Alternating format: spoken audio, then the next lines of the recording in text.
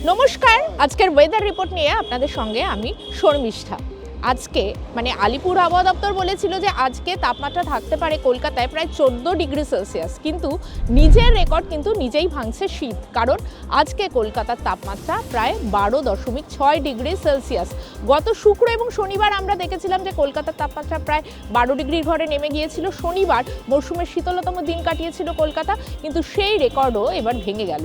কারণ আজকে মরশুমের শীতলতম দিন, শনিবার ছিল তাপমাত্রা 12.8 ডিগ্রি সেলসিয়াস। আজ অর্থাৎ মঙ্গলবার কলকাতার তাপমাত্রা 12.6 ডিগ্রি সেলসিয়াস। সঙ্গে উত্তরে হাওয়ার একটা ঝোড়ো দাপট, কনকনে ঠান্ডা কিন্তু আমরা শীতপ্রেমীরা ব্যাপকভাবে অনুভব করছি।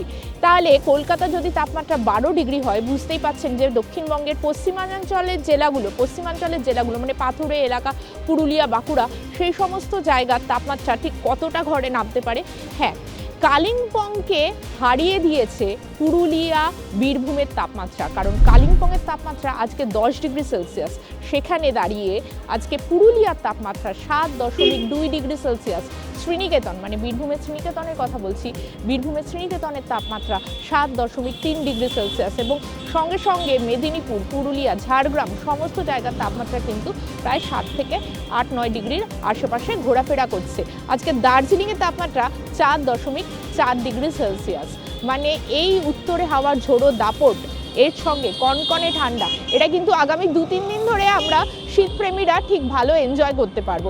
সঙ্গে এটাও বলে রাখি, যারা পাহাড়ে ঘুরতে যাচ্ছেন তাদের জন্য সুখবর, কিন্তু বছরের শুরুতেই কিন্তু পাহাড়ে অর্থাৎ দার্জিলিংয়ে এবং উত্তর এবং পূর্ব সিকিমে সিকিম এবং দার্জিলিংয়ে কিন্তু তুষারপাতের সম্ভাবনা রয়েছে, তেমনটাই পূর্বাভাস দিচ্ছে আলিপুর আবহাওয়া দপ্তর। তবে এই সবটার মধ্যেই একটা ব্যাপার হচ্ছে যে এর সঙ্গে কিন্তু ভালো কুয়াশার দাপট রয়েছে।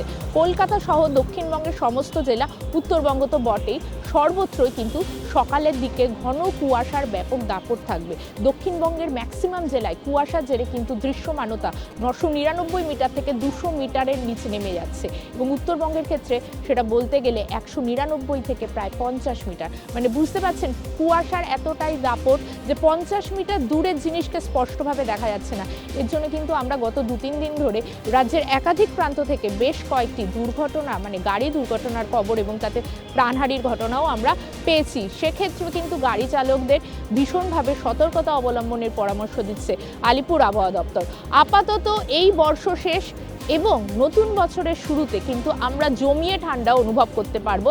এই কনকনে ঠান্ডা কিন্তু থাকবেই, কারণ তাপমাত্রার আগামী 2-3 দিন সেই অর্থে কোনো হেরফের হচ্ছে না। তারপরে তাপমাত্রা 2-3 ডিগ্রি বাড়তে পারে, তেমনটাই বলছে আলিপুর আবহাওয়া দপ্তর। নেক্সট আপডেট নিয়ে আবারও আপনাদের কাছে আসবো। আপনারা সঙ্গে রাখুন TV9 বাংলা ডিজিটালে।